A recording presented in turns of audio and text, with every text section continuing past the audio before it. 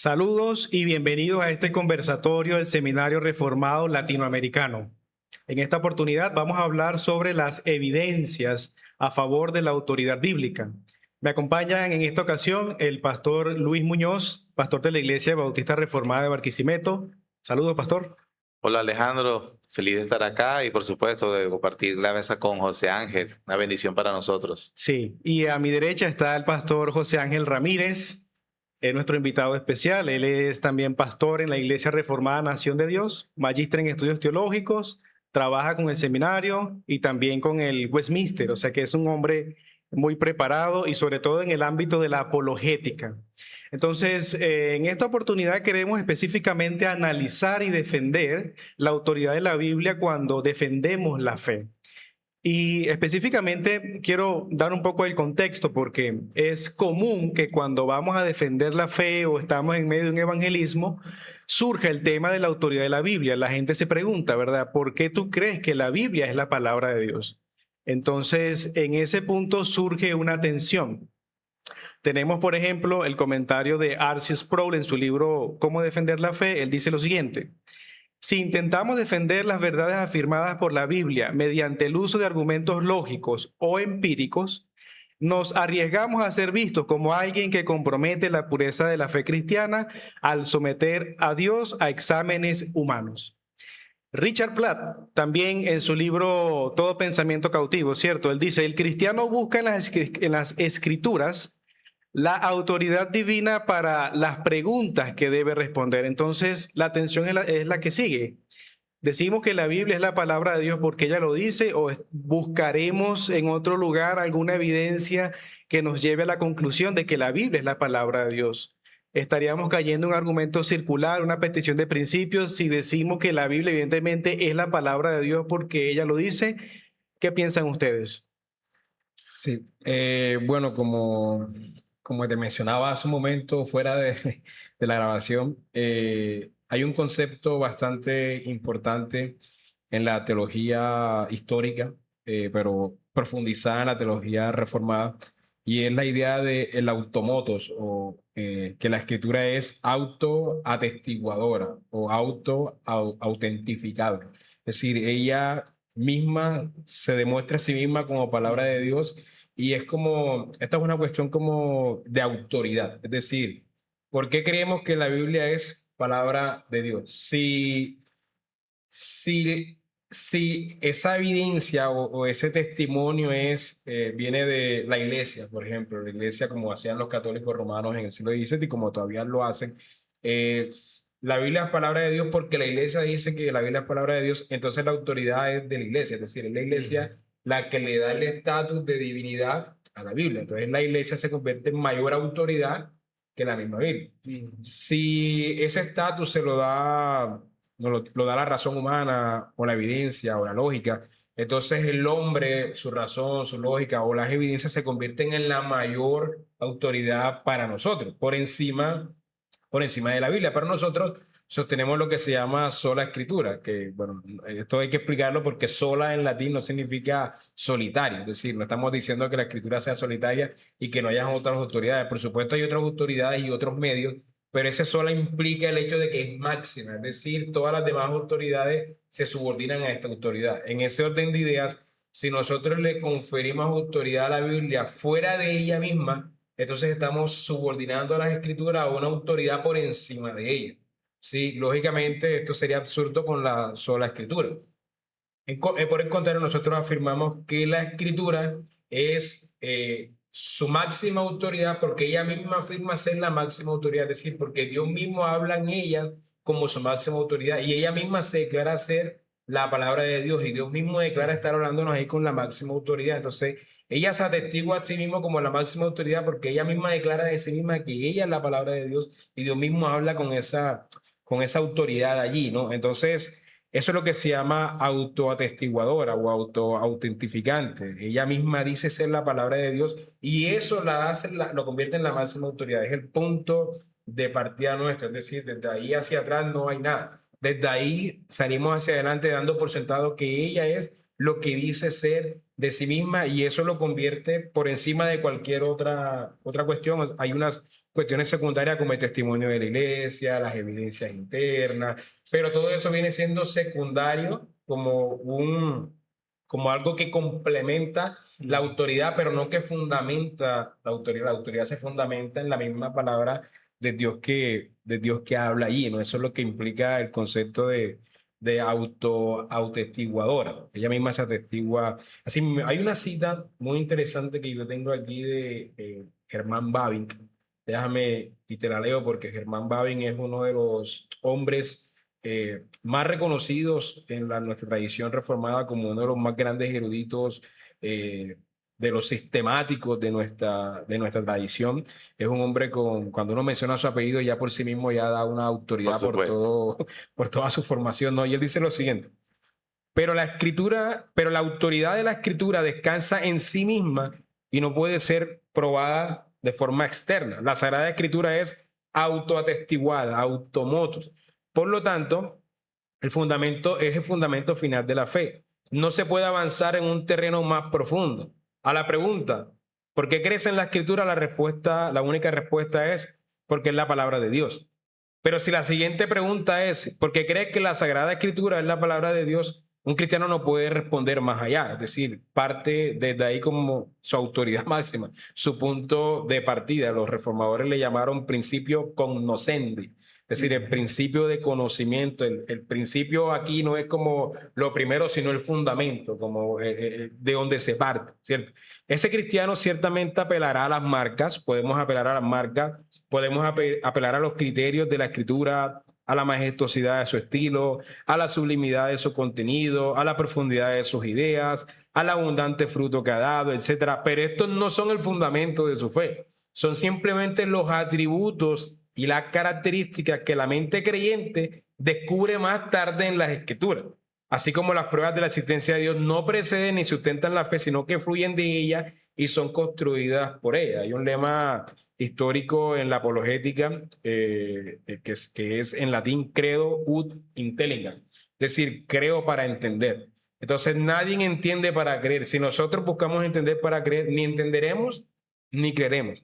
El lema es creo y por eso entiendo. Es decir, Dios me da la fe y por eso puedo comprender más adelante. Entonces todas estas evidencias son a posteriori, es decir, después de la fe. Después, o sea, no son el fundamento de la fe, pero el que tiene fe ahora sí puede descubrir estos puntos, ¿no? Por eso se llama autotestiguada, la autoridad de ella misma. Aquí también tengo una cita, déjame y te leo, porque esto que dice Bavinck, pues no es un invento de Bavinck. De hecho, en nuestros documentos de fe, como la Confesión de Fe de Westminster, dice lo siguiente: dice, la autoridad de las Escrituras, por las que ellas deben ser creídas y obedecidas, no dependen del testimonio de ningún hombre o iglesia, sino exclusivamente del testimonio de Dios, quien en sí mismo es la verdad, el autor de ellas, y debe ser creída porque son la palabra de Dios.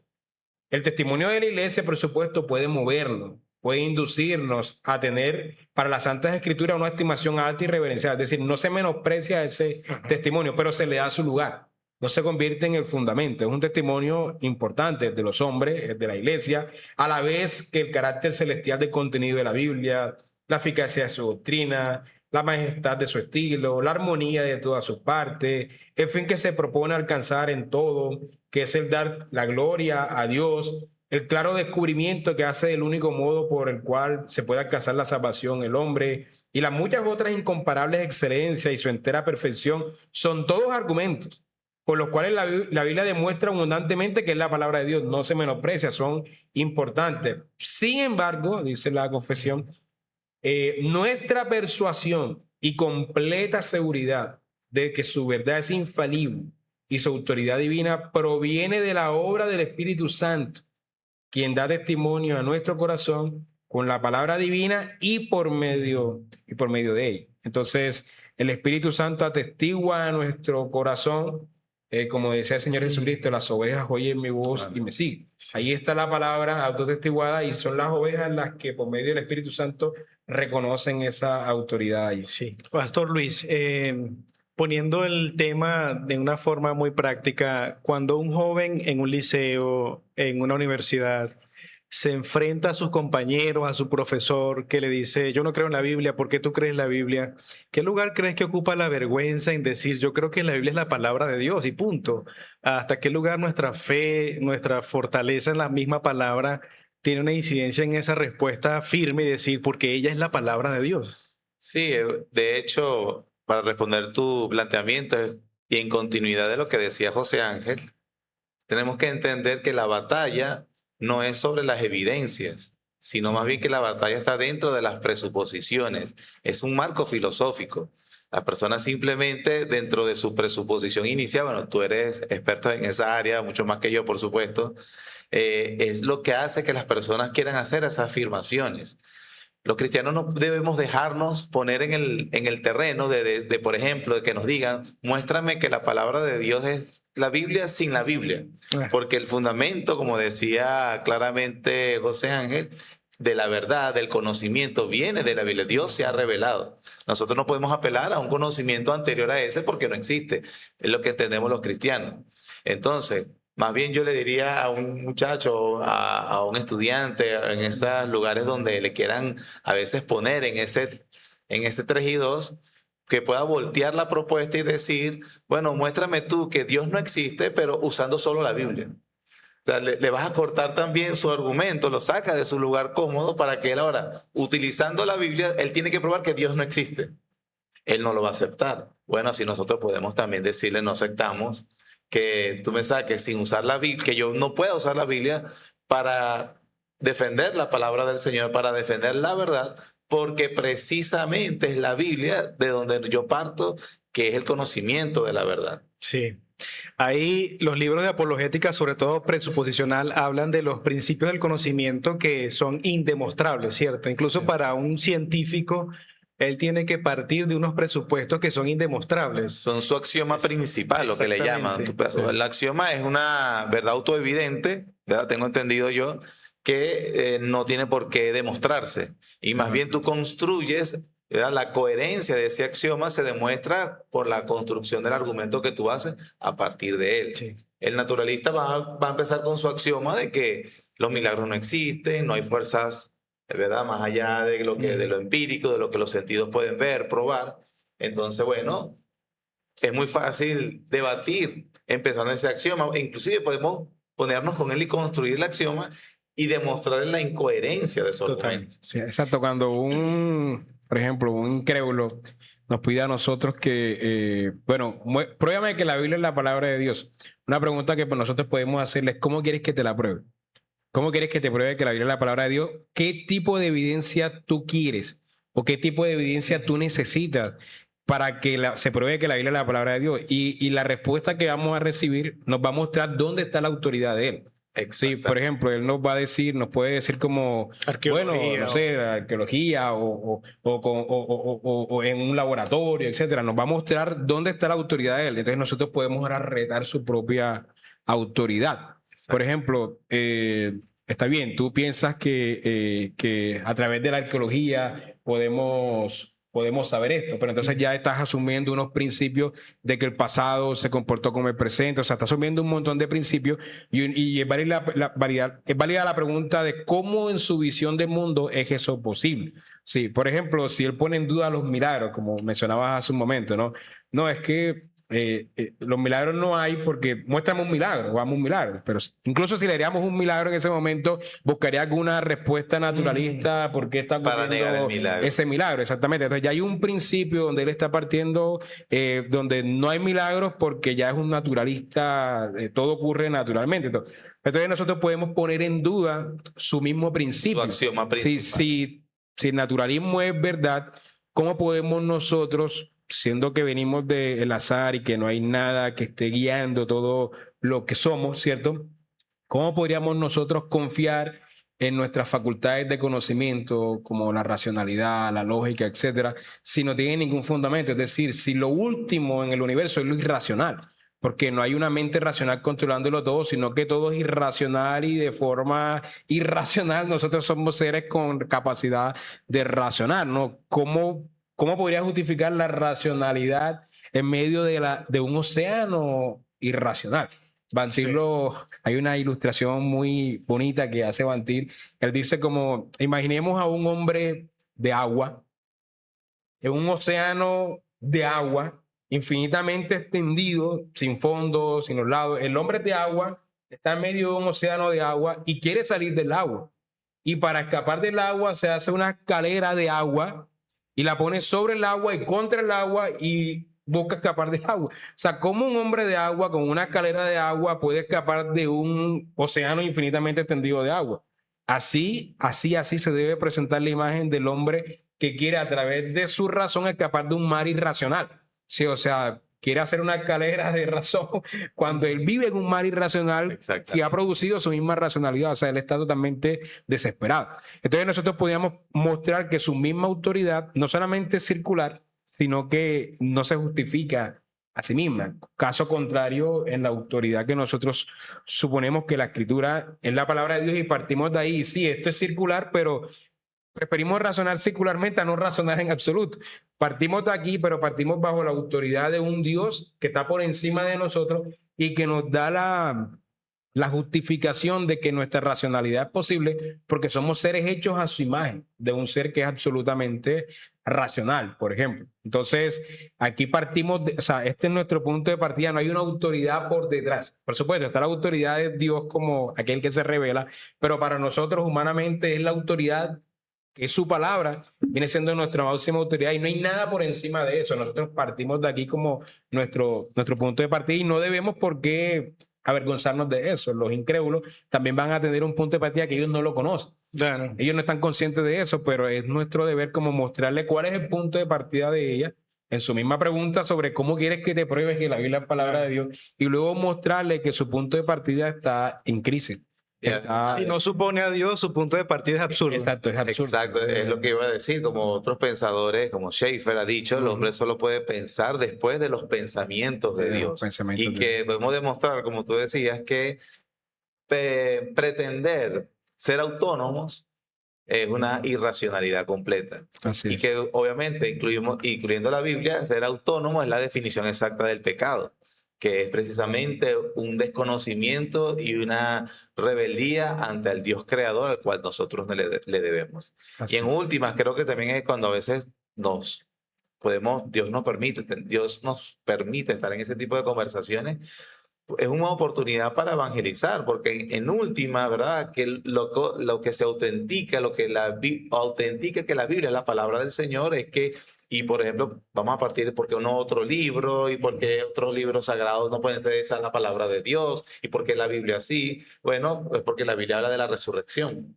La resurrección del Señor Jesucristo es precisamente el evento canónico, preciso, último, que demuestra que la Biblia es la palabra del Señor y que todos los hombres obviamente están llamados a creer. Sí, de hecho vamos para allá porque aunque debamos tener ese cuidado de no poner una autoridad por encima de la Biblia para que la autentifique, realmente el cristiano sí cuenta con muchas evidencias a favor de la autoridad de la Biblia.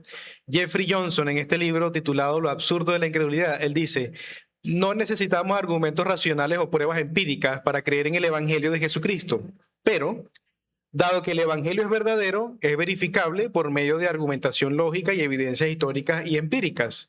Entonces, eso me lleva a mí a preguntarles cuáles serían esas mejores evidencias que sí tenemos, ya entendiendo que la máxima autoridad es la Biblia, qué evidencias podemos tener inclusive para la propia fe del cristiano que fortalecen esa seguridad de que la Biblia es la palabra de Dios. Sí. Bueno, como te decía hace un momento que te estaba leyendo las declaraciones de la Confesión de Fe de Westminster, ¿no? Fíjate que la confesión no menosprecia la evidencia interna que la misma escritura da de sí mismo, su armonía, la armonía de las partes, su singularidad, la majestuosidad de su estilo. No se menosprecia, pero no se convierte en el fundamento de la fe. Entonces esto nos lleva a tener un concepto particular de la evidencia, y es que la evidencia no busca fundamentar nuestra fe, sino fortalecer nuestra fe. Es decir, la evidencia es útil para el que ya tiene fe. Para el que no tiene fe, la evidencia él la va a interpretar de una manera inadecuada. Porque, como hablaba hace un momento mi hermano Luis, nosotros debemos ir al Edén. Cuando el hombre fue creado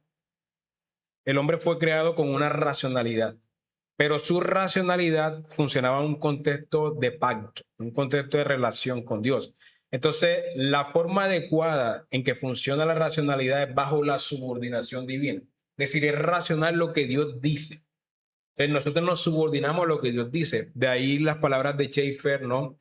Eran de Van Til antes que él, que es, pensamos los pensamientos de Dios después de Dios. Es decir, reafirmamos lo que Dios dice. Es decir, nosotros no creamos la realidad, sino que la interpretamos bajo lo que Dios dice. Dios dice eso y nosotros pensamos esos pensamientos después de Dios. Es subordinación. El hombre fue creado en un contexto de pacto en el cual su racionalidad, en su sentido original, sin pecado, funcionaba bajo la subordinación de Dios que existe. Él se subordinaba. Esa es la verdadera racionalidad, la subordinación al Dios racional, ¿cierto? Ahora, con el pecado produce una fractura en esto, porque ahora el pecado nos lleva no a la subordinación, sino a la autonomía. El pecado hace que el hombre busque separarse de Dios, independizarse de Dios. Entonces el hombre ahora se declara Dios sobre sí mismo. Dios ha muerto, como decía Nietzsche, y ahora el hombre es quien debe determinar lo que es verdad.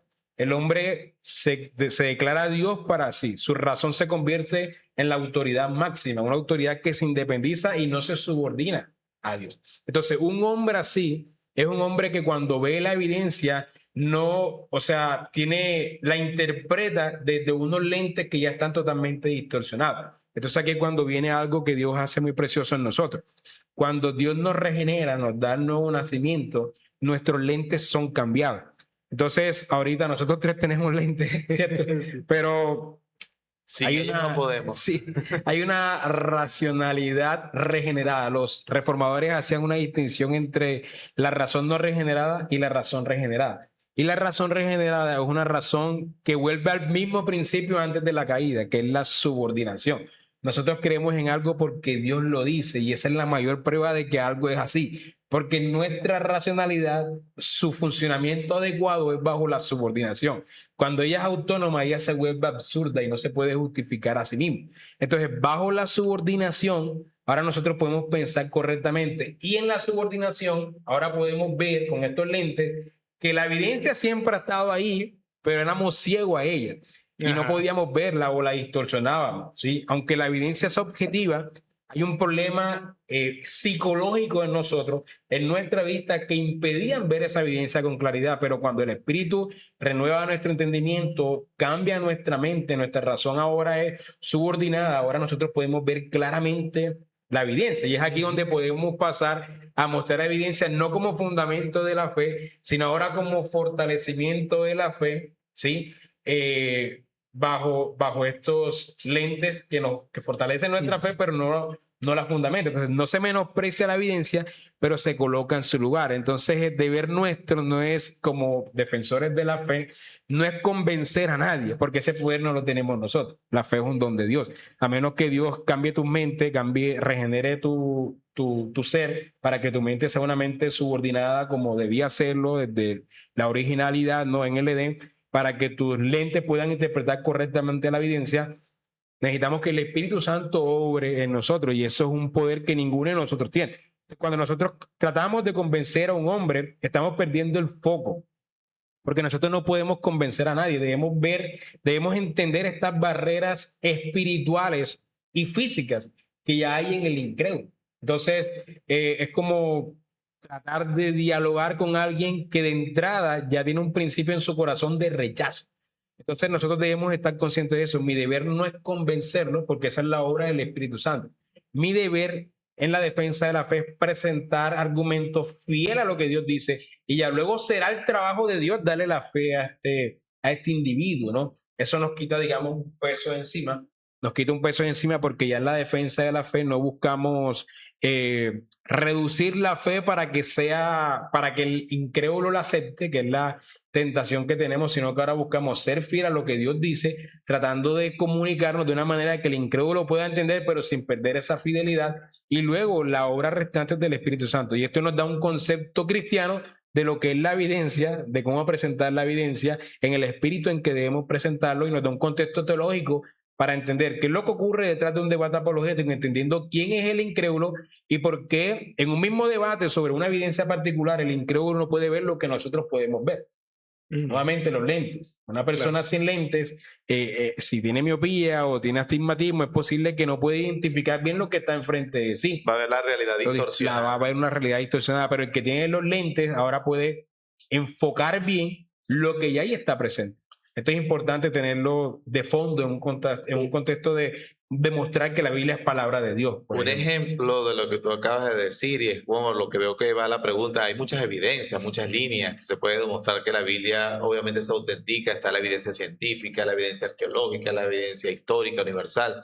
Hace un tiempo estaba viendo unas clases de una universidad europea, había una experta en historia antigua, historia universal antigua. Entonces esta historiadora estaba hablando acerca de las primeras civilizaciones que se conoce de la humanidad, de donde se tiene registro. Más atrás de eso no se conoce nada. ¿Qué son los sumerios? Y yo lo estaba viendo con mi segundo hijo, que en ese momento tenía 15 años, y mira cómo es la diferencia.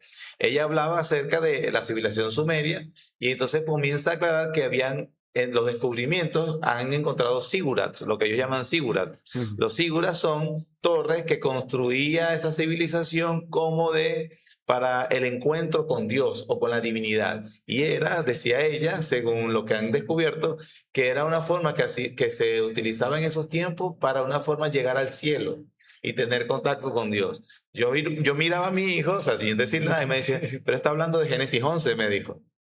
Que está hablando de la Torre de Babel.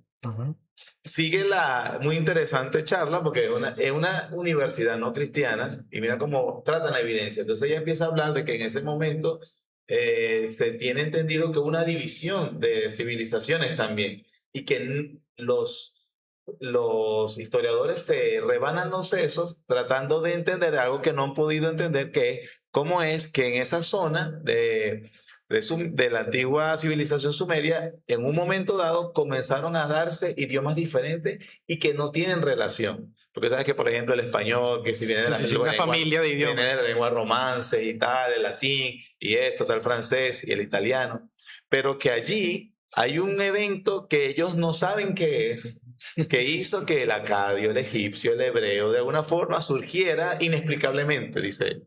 Entonces vuelvo a mirar a mi hijo y me dice, pero Dios confundió las lenguas, Génesis 11. Entonces, de alguna forma, mira, sin tener, ella haz lo que... Hay un ejemplo en una universidad no cristiana sobre estudiando la historia universal. Ellos, de alguna forma, explican los eventos que confirman que lo que la palabra del Señor dice no es historia, no es un cuento, como a veces nos quieren hacer creer, que es una narración histórica verdadera y que explica, de hecho, lo que los mejores académicos no han podido comprender. Y un joven, en este caso, estoy haciendo el ejemplo de mi hijo de 15 años, que viene a la iglesia, que han comprendido la palabra del Señor, dice, lo que ellos no pueden entender, ya la Biblia lo ha dicho. O sea que cuando el hombre está subiendo en la montaña del conocimiento, y si es que apenas llega a la cima, lo que hace es darse cuenta que los cristianos estaban allí hace mucho tiempo. Claro. Es bien importante eso que dice, porque el espíritu justamente de la autonomía es que queremos que podemos nosotros llegar a Dios, subir, escalar hacia Dios, o escalar hacia la cima, o nosotros mismos declararnos Dios en la cima, ¿sí? Pero el primer concepto cuando uno estudia la bibliología, la doctrina de la Biblia, es el concepto de revelación. Es decir, nosotros conocemos a Dios no porque escalemos hacia Dios, sino porque Dios desciende se a nosotros, revela. porque Dios se revela a nosotros. Ese es el primer principio para conocer a Dios. Podemos conocer a Dios porque Él se da a conocer. Si Él no se diera a conocer, no podríamos hacerlo. Entonces, descansamos en ese principio, de hecho, de que Dios mismo debe condescender hacia el hombre. Incluso en el estado sin pecado, cuando el hombre fue creado en el Edén, el hombre podía mirar la creación y conocer a Dios, interpretar a Dios correctamente en la creación porque estaba sin pecado. Pero incluso si Dios mismo no condescendía en algunos aspectos, el hombre... Forma de pacto, claro. Exacto. Porque el primer problema del hombre no es el pecado. El primer problema del hombre en su relación con Dios es su finitud. El hombre es finito. Sí, esa es la primera barrera. La criatura y el creador. Entonces, el hombre, para poder conocer que Dios es Dios trino, Dios debe decírselo, Dios debe revelárselo. Nosotros vemos que Dios le prohíbe comer entre un árbol y otro. Él por sí mismo no lo hubiese sabido. Dios tenía que decirse. Ujú. Dios le dice, multiplícate, labra la tierra, etcétera. Dios no si el hombre estaba sin pecado, él podría saber lo que debía hacer o Dios mismo tenía que decirse. Y vemos que Dios mismo se lo dice. Entonces, el primer problema del hombre no es el pecado. El pecado luego distorsiona todo más. Pero el primer problema del hombre en el estado creacional es su finitud. El hombre siempre, o sea, el hombre no es Dios, es finito. Y ahí hay una barrera entre un Dios infinito y un Dios finito, lo que implica que el conocimiento de Dios es un Dios, es solamente posible porque Dios condesciende, Dios se revela. Y llevándolo al término, al tema de la evidencia, el mismo Dios que se revela es el mismo Dios que ilumina la mente del hombre para que el hombre se subordine a esa revelación. Sí. Si no hay esa iluminación, el hombre va a distorsionar esto y se va a hacer su propia torre, va a ver en la que si no llega a su propio Dios, a su imagen, él mismo se declara su propio Dios. Sí. Y diciendo, como decía, por ejemplo, siguiendo el ejemplo del huerto del Edén, en el capítulo 1 vemos que Moisés puso varias veces y dijo, Dios, que tal cosa era buena. Y siempre se dice, Dios hace las cosas buenas para el hombre. La definición de lo que es bueno debe ser de parte de Dios. Y en el capítulo 3 vemos que Eva ve que el árbol es bueno. O sea, de alguna forma se está revelando como no acepta que la bondad, lo verdadero, es lo que Dios define que es bondad, que es verdadero.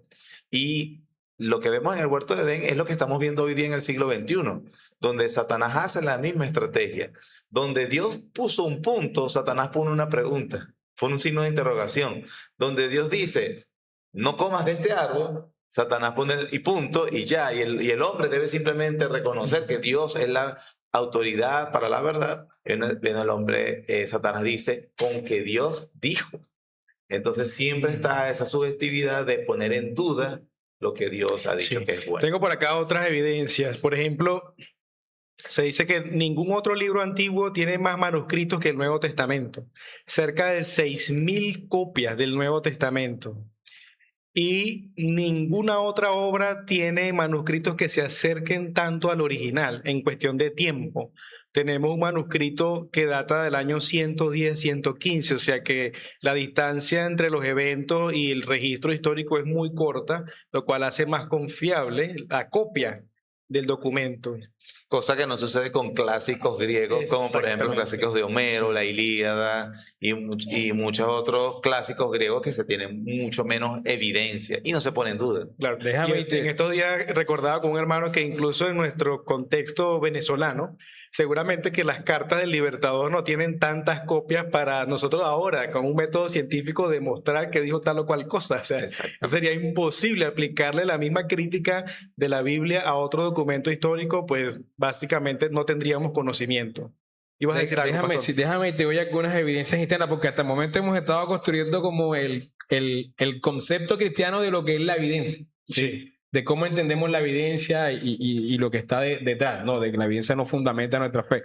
Pero ya luego que tenemos la fe como fundamento, ahora descubrimos estas evidencias para que fortalecen nuestra fe, ¿no? Y ahí por lo menos dos evidencias internas que por lo menos a mí me fortalecen mucho. Una evidencia es la singularidad de la Biblia. Es decir, la Biblia es un escrito, valga la redundancia, en 3 idiomas diferentes: hebreo, arameo, griego. Fue escrito por más de 40 autores en un lapsus de más de 1500 años. El Antiguo Testamento se escribió en un periodo de 1100 años y el Nuevo Testamento en un periodo de 70 a 100 años más o menos.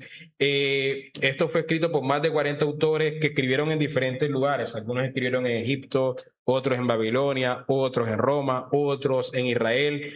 Eran diferentes tipos de hombres. Algunos eran reyes, otros eran pescadores, otros eran poetas, otros eran legisladores, otros eran profetas. Que no se conocían entre ellos. No se conocían entre ellos. Escribieron en diferentes géneros literarios. Algunos escribieron en poesía, otros en sabiduría, otros en una literatura bastante particular de esa época, como es la literatura apocalíptica. Otros en narraciones, otros en prosa. Escribieron con diferentes propósitos. Algunos buscaban consolar a los que estaban exiliados, otros buscaban exhortar a los que estaban en idolatría. Es decir, habían diferentes propósitos detrás de los autores humanos, y aún así, a pesar de toda esta variedad que hemos mencionado, hay una unidad, una armonía, como dice la confesión, en sus partes, una majestuosidad en su estilo, una unidad en todo su sistema, que nos muestra que esto tuvo que tener un único autor sobrenatural que guiaba a todos los autores humanos, más de 40 autores humanos de diferentes épocas, con diferentes formaciones, con diferentes estilos, en diferentes idiomas, en diferentes lugares, y todos hablando un mismo idioma, un mismo mensaje, un mismo propósito. Esto no vas a encontrar nada similar en ningún tipo de literatura actual. Si tú colocas a escribir, ni antigua, exacto. Si tú colocas a escribir a 3 de los mejores teólogos de nuestros días un tratado sobre un mismo tema, tú te vas a encontrar entre ellos diferentes posiciones y contradicciones entre ellos mismos. De hecho, nosotros mismos tenemos diferentes posturas en algunos aspectos que nos diferencian, lo cual si escribiríamos sobre algún tema o habláramos sobre algún tema, se evidenciarían nuestras diferencias por los otros temas que nos diferencian, ¿no? Entonces, pero aquí estamos hablando de más de 40 autores y con toda la variedad que dije, con una unidad impresionante, mostrándonos que hay un único autor divino. Esto es la armonía de sus partes, la unidad de sus partes. Eso es una evidencia interna. Otra evidencia interna que nosotros tenemos en la Escritura es lo que se conoce como la cristocentridad.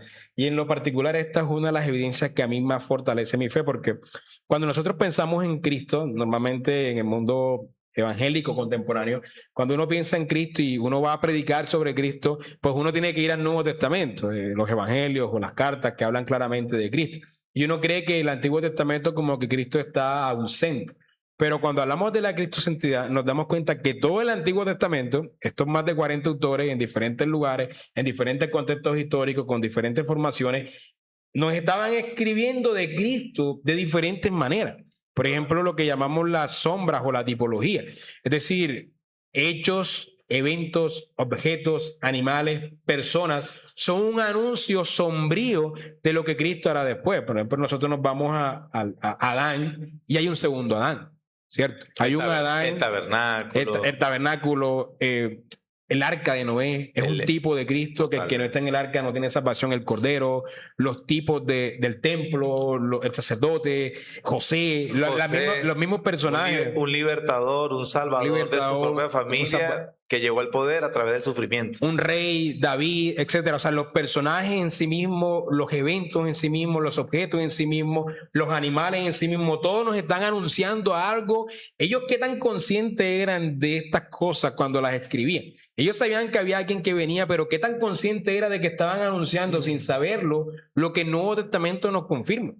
Entonces, aquí podemos ver que el mismo autor humano, a pesar de que escribe con un propósito específico, y esto es importante en la interpretación de las Escrituras. Con una audiencia específica. Exacto. Nosotros, cuando vamos a interpretar un texto, por supuesto, buscamos quién era el autor humano, en qué contexto escribió, cuál era su propósito de escribir, para poder entender bien lo que escribió. Pero en últimas, el autor humano no estaba consciente de todo lo que estaba escribiendo. O sea, no era, digamos, 100% consciente de todo lo que estaba escribiendo. Había algo más que en el Nuevo Testamento se nos confirma de una manera más clara. Entonces nos damos cuenta que aquí de fondo hay un autor divino guiando todo el proceso, y precisamente por eso en la Escritura ocurre algo con la Escritura que es como lo que ocurre con Jesucristo. O sea, Jesucristo es verdaderamente Dios y verdaderamente hombre. Esa es la unión hipostática, ¿no? La unión de las hipóstasis en su persona. Es de una manera misteriosa, es un hombre, una persona con dos naturalezas. Y las Escrituras, nosotros decimos, ¿es un documento humano? Es un documento humano. Fue escrito 100% por humanos. Lo escribieron los humanos en sus problemas, con sus estilos, con sus formaciones, con sus capacidades. Orgánica, exacto, lo que se llama inspiración y no mecánica. Orgánica. Exacto, no fue que fue un dictado. Ellos lo escribieron en un contexto particular, con indignaciones particulares, con esperanzas particulares, con formaciones particulares, con capacidades particulares. Es un documento humano, pero al mismo tiempo es un documento divino. Es 100%, es verdaderamente humano y verdaderamente divino, porque en todas sus partes Dios nos está hablando con su autoridad y nos está anunciando cosas que los mismos autores humanos, que eran verdaderamente humanos, no podían comprender a cabalidad todo lo que estaban diciendo. Entonces, la cristocentridad de las Escrituras es uno de los argumentos más fuertes que nosotros como cristianos tenemos de que definitivamente esto es un documento divino, un documento sobrenatural. Pastor, el Salmo 24, por ejemplo, escrito por David, da Sí, ¿cuántos años antes? Unos 1000 años. Isaías 53, unos 600 años antes. Los sufrimientos de Cristo. Es imposible de lograr humanamente. David dijo el Señor a mi Señor, siéntate a mi diestra hasta que Salmo ponga todos los 110. Salmo 110:1. Y en el Nuevo Testamento esa es una imagen de la ascensión de Cristo. Es decir, o sea, vemos estas cuestiones increíbles. No solamente Cristo está en el Antiguo Testamento a través de los tipos que hay abundantes, sino a través de profecías particulares, dónde nacería, de qué tribu vendría, todo esto. Promesas muy particulares, que sería traicionado, que sería vendido, etcétera, etcétera. Y luego también Cristo aparece en el Antiguo Testamento a través de una persona bastante particular, aunque esto ya en el ámbito teológico es debatible, sobre el ángel de Jehová. El ángel de Jehová, que era como una preencarnación de Cristo. Una manifestación, una apariencia, una cristofanía. Una manifestación de Cristo antes de su encarnación, defendiendo a su pueblo, ayudando a su pueblo, guiando a su pueblo, fortaleciendo a su pueblo. Entonces tenemos que todo el Antiguo Testamento, en cada historia, en todas sus líneas, nos guía, nos habla de Cristo. Sí. Esto es una evidencia contundente, interna. La majestuosidad de su estilo, lo que dice la confesión de fe de Bormista. Se resumiría en la doctrina de la inspiración de las escrituras. Toda la escritura es inspirada por Dios, que es exhalada, ¿no? Soplada. Y útil para enseñar, redarguir, para corregir, para instruir en justicia. Así. Tú sabes que pensaba ahorita que partimos hablando contra esa posición con los incrédulos. Y por supuesto vamos a buscar, aclarar, expresar lo más racional nuestra fe para obviamente demostrar lo coherente de ella. Pero yo ahorita pensaba más bien en aquellos que son de la iglesia o los que llaman iglesia. Y es más doloroso porque estas cosas más bien son lo que estamos hablando sobre la inspiración, sobre su cristocentridad, sobre cómo Dios estaba simplemente anunciándonos sus bondades, sus misericordias. Lamentablemente son de parte a veces de algunos que se llaman de iglesia, que cuestionan estas realidades y que lamentablemente no confían en la suficiencia de las escrituras para que dirijan nuestras vidas. El conocimiento salvador. Para el conocimiento salvador, para la santificación, para la edificación del cuerpo. Entonces tenemos lamentablemente púlpitos donde no se está predicando la palabra del Señor, púlpitos donde se está acudiendo a otras fuentes, como dice Isaías, le preguntarán preguntaremos a los muertos por los vivos. Sí. Entonces, Pastor, una pregunta. Los críticos siempre mencionan el tema de las variantes textuales. Se cree que hay unas 400.000 variantes textuales. ¿Cómo responderíamos a esa objeción? Sí, bueno, estábamos hablando de la evidencia interna, ¿no? La evidencia interna de la cristocentridad, la singularidad. Es una evidencia que la misma escritura da como internamente.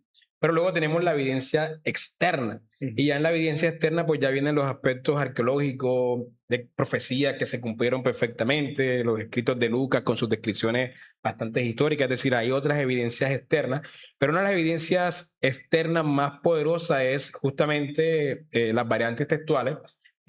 Porque hay muchas variantes textuales, porque hay mucha evidencia arqueológica. Lo que tú mencionabas ahora de la abundancia de textos que tenemos del Nuevo Testamento. Nuevo Testamento y del Antiguo Testamento también.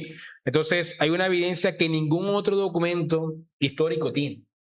No hay tanta abundancia para ningún otro documento como lo tenemos de la Biblia. Tenemos más de 5.000 manuscritos, por ejemplo, del Nuevo Testamento. Solamente el Nuevo Testamento. Entonces, tenemos variantes textuales. ¿Por qué tenemos variantes textuales? Bueno, eso es una pregunta importante. Pero las variantes textuales las tenemos porque las escrituras no es como la imprenta fue creada hasta el siglo XVI. O sea, hasta el siglo XVI pues se asegura que hayan copias muy fieles por el hecho de que hay una máquina que copia tal cual como está, ¿no? Y hoy tenemos nuestras computadoras y simplemente es copiar y pegar y es mucho más fácil pues hacer copiados hoy de las escrituras. Pero antes de la imprenta, ¿cómo se preservaba la escritura? Y esto ya tiene que ver con la doctrina de la preservación. La escritura se preservaba a través de copistas. Las copias, pues, como es natural, envejecían y luego había que hacer una copia nueva y la copia antigua era desechada. Entonces, cuando uno hace una copia, ocurre lo que ocurre en un salón de clase. En un salón de clase hay un profesor dictando y un estudiante escribiendo. ¿Sí? Entonces, cuando hay copias, ocurren dos errores. Dos errores suelen ser los más comunes, que es el error de vista y el error de oído. ¿Cuál es el error de vista? El error de vista cuando el que está dictando lee mal. Entonces, el que está escuchando, pues escucha lo que el que está editando leyó mal. Ese es el error de vista. Y el error de oído es cuando el que está leyendo leyó bien, pero el que está escribiendo escuchó mal y se equivoca. Entonces aquí cuando vienen las variantes textuales, porque cuando hablamos de la inspiración, recordemos que hablamos de la inspiración sobre los autógrafos, los autores originales. Si no, tendríamos que extender la doctrina de la inspiración a los copistas también. Entonces tendríamos que hablar de una doctrina de la inspiración que se extiende a muchísimas más personas a través de los siglos. Bueno, tenemos que estar hablando de que habían personas inspiradas hasta el siglo XIII, siglo XIV, siglo XII. ¿Hago entender? Claro. Entonces, la inspiración no basta ya, la inspiración se limita a los autores originales, es decir, se limita a los autógrafos. Pero no tenemos autógrafos. Los autógrafos naturalmente debían envejecerse, porque aunque era una palabra divina, pues no estaba fue revelado en un texto, en un papiro o en un pergamino que por alguna obra sobrenatural se conservara plenamente. Lo que sí tenemos es que hay documentos antiguos que se han conservado muy bien por algunas razones particulares, como un hombre estaba huyendo y lo puso en una chimenea y ahí se conservó por los siglos de los siglos. Lo que pasó en los rollos del Mar Muerto, encerrados en unos envases herméticos, el oxígeno, todo. Ese es un buen ejemplo. Por ejemplo, hasta mediados del siglo pasado, pues la evidencia textual más antigua que teníamos del Antiguo Testamento en su idioma original databa del siglo XI. Porque el Antiguo Testamento se copió por los masoretas, un grupo llamado masoretas que eran judíos que hacían copias, y este copiado trataba de ser lo más exhaustivo posible, no es como un copiado irresponsable. Y ¿no? Con una rigidez. Era muy rígido, ellos tenían unos métodos específicos para copiar la escritura, ser fiel en el copiado, y los masoretas pues fueron copiando la Biblia durante los siglos hasta la época de la imprenta, y la copia más antigua que teníamos databa del siglo XI. Pero del siglo XI al 400 antes de Cristo hay 1500 años de diferencia. Entonces, ¿qué posibilidad teníamos de que podríamos decir que estos escritos de los masoretas eran fieles a lo que se escribió 4 siglos antes de Cristo? Entonces, a mediados del siglo pasado, un pastor de ovejas, casualmente un pastor, estaba buscando a su oveja perdida, de las 100 se había perdido una, y estaba buscando a la que se perdió y se le metió en una cueva y lanzó una piedra. Y escuchó que algo se rompió. Entonces, ahí fue el descubrimiento de los manuscritos de Qumran que datan de 2 siglos antes de Cristo. Y en los manuscritos de Qumran se descubrieron todos los textos del Antiguo Testamento, a excepción del libro de Esther, todos los textos del Antiguo Testamento en su idioma original. Entonces ahora viene el trabajo de mirar qué tan fiel eran los escritos de los masoretas. Y cuando se hace este trabajo, la fidelidad es del 95%. Una fidelidad impresionante. Solamente hay unas variantes textuales que se pueden explicar a través de los errores del copista, ¿cierto? Pero como tenemos mucha evidencia textual, los errores del copista se reducen. ¿Por qué se reducen? Porque tenemos 5.000 manuscritos del Nuevo Testamento, por ejemplo. Y si tenemos un error en una copia, tenemos 30 copias de un mismo pasaje. Y si tenemos en 3 error, pero en los otros 27... hay una fidelidad, podemos determinar que estos 27 nos corrigen a los 3 errores de los copistas que hubo. Entonces, justamente esta cantidad de evidencia textual reduce el error de copista, pero nosotros no tenemos los autógrafos originales. Pero tenemos la promesa de Dios que prometió preservar su escritura. Amén. ¿Cierto? Pero además todo eso que has mencionado, más allá de poner en duda la palabra del Señor, lo que hace es confirmarla. Y de ese 95% de exactitud comparado o contrastado con aquel 5% de variantes, las variantes no tienen nada que ver con ninguna doctrina fundamental que el cristianismo siempre ha enseñado, que la iglesia de Cristo se ha enseñado. Y también existe otra evidencia de cómo en la historia se han conservado doctrinas fundamentales que la palabra del Señor que la iglesia ha estado predicando.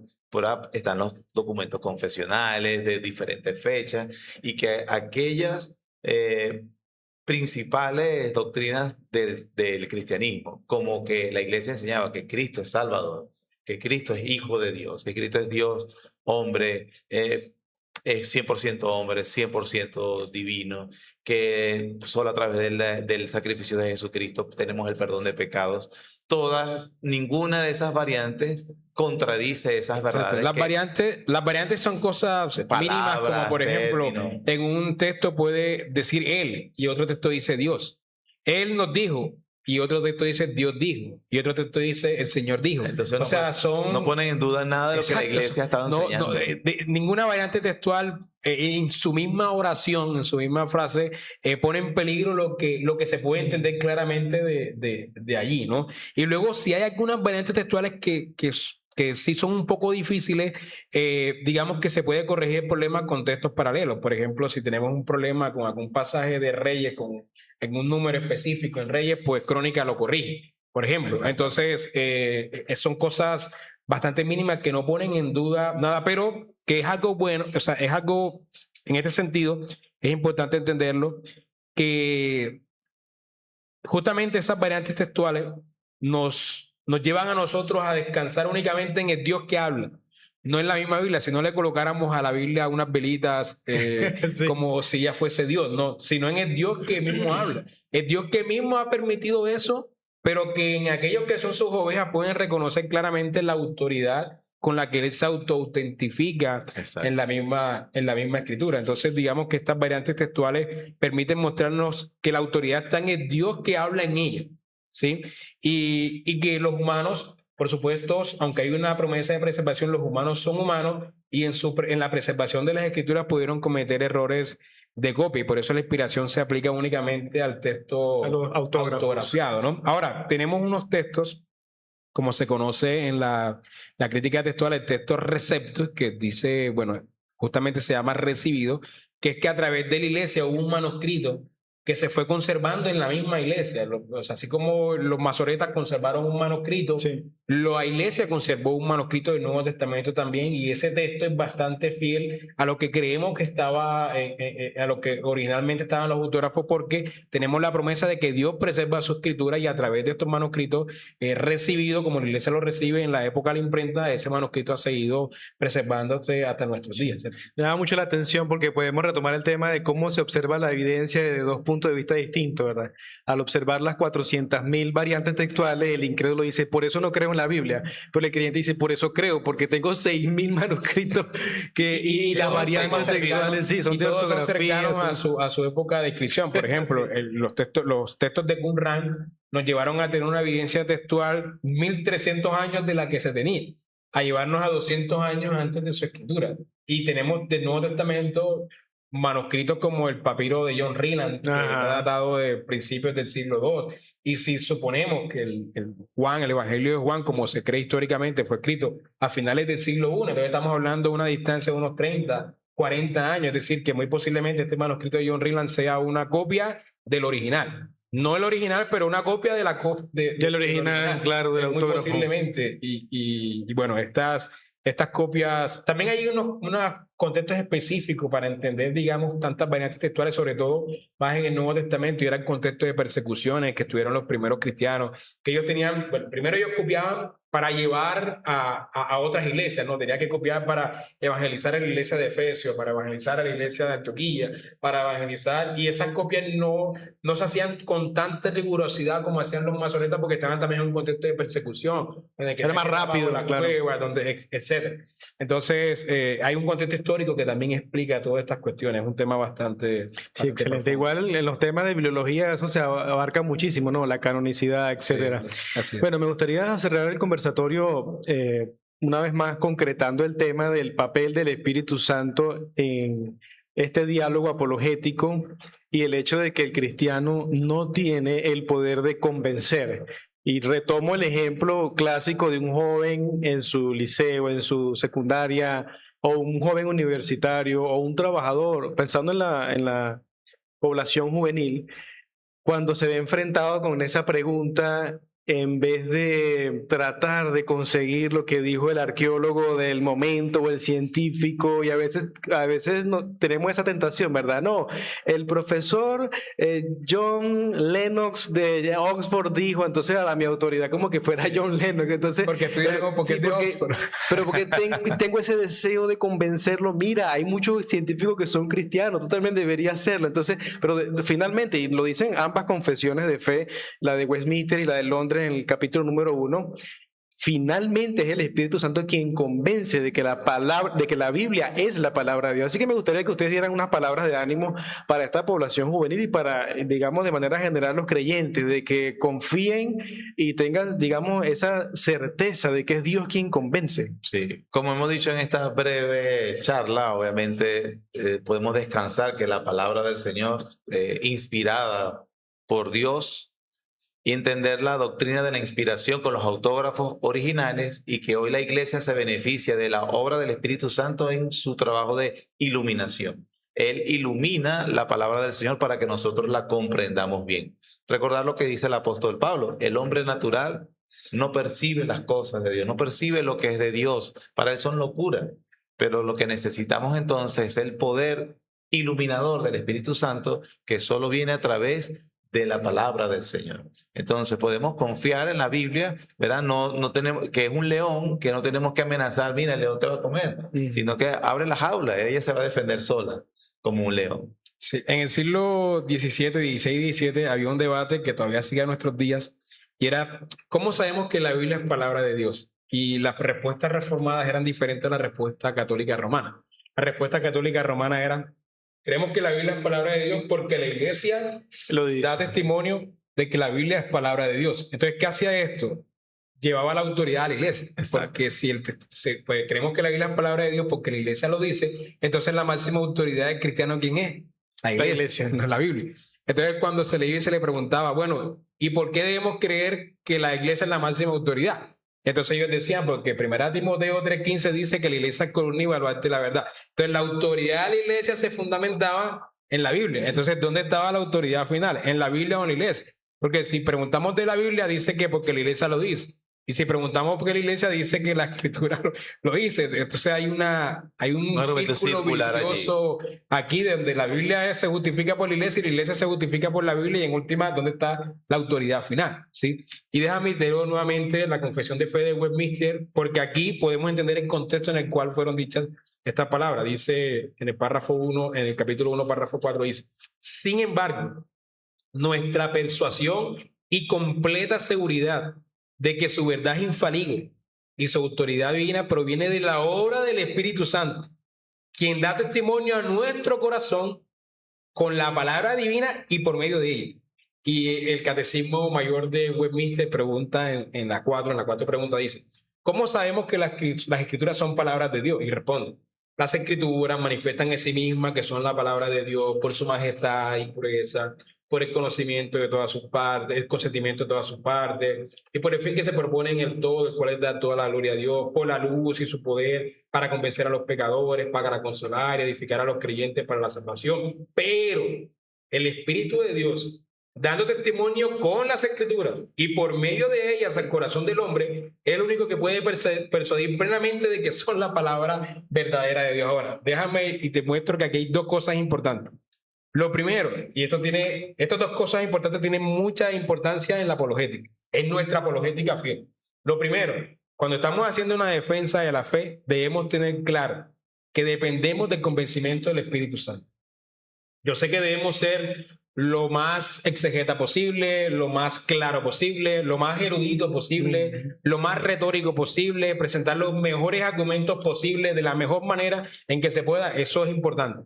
Pero en última instancia, si Dios no abre el corazón, del contrario, no hay nada que se pueda hacer. Descansamos completamente de que el Espíritu Santo obre, ¿sí? Pero nota lo segundo: por medio de las Escrituras. Es decir, que no podemos hacer una apologética sin las Escrituras, sin ser fiel a las Escrituras, cerrando las Escrituras y abandonándolas, porque el Espíritu Santo solamente obra en nuestro corazón por medio de ellas. Sí. Por medio de ella. Entonces no puedo como que primero probar la escritura para después usar la escritura. No, tengo que partir de la escritura, porque sin la escritura no hay fe. Como dice el Salmo 19, la ley de Jehová es perfecta y convierte el alma. No puede haber obra del Espíritu sin la escritura. Entonces no podemos convencer a nadie de que la escritura es la palabra de Dios sin la escritura, porque el Espíritu Santo obra por medio de ella. Entonces mi deber es ser fiel y descansar en la obra del Espíritu Santo. Y esto es algo que es bastante claro en las Escrituras. La fe es un don de Dios. La fe viene por el oír, y el oír la palabra de Dios. Entonces, simplemente descansamos en nuestro deber apologético, en ser fiel a Dios y en confiar en que la obra de conversión es una obra única del Espíritu Santo. Amén. Permítame recapitular para cerrar el conversatorio. Al principio hablábamos de si es honesto, si es adecuado decir que la Biblia es la palabra de Dios, porque ella misma lo dice. Dijimos que sí, la Biblia es el principio del conocimiento, partimos de ahí, presuponemos no solamente que Dios existe, sino que se ha revelado en la Biblia. Pero también, en segundo lugar, decíamos, sí tenemos evidencia interna, tenemos evidencia externa que podemos presentar para fortalecer la fe, más no como un fundamento para que exija o para que surja la fe. Y en última instancia, todos los creyentes estamos llamados a confiar que solamente el poder de convencimiento viene del Espíritu Santo. Así es. Con eso entonces cerramos la idea de las evidencias a favor de la autoridad de la Biblia, siendo fieles a lo que la misma Biblia dice, porque creemos que ella es la palabra de Dios. Así que sin más, les damos las gracias por su sintonía, los invitamos a seguir el contenido del Seminario Reformado Latinoamericano y pronto nos veremos con otro conversatorio. Que el Señor les bendiga. Amén.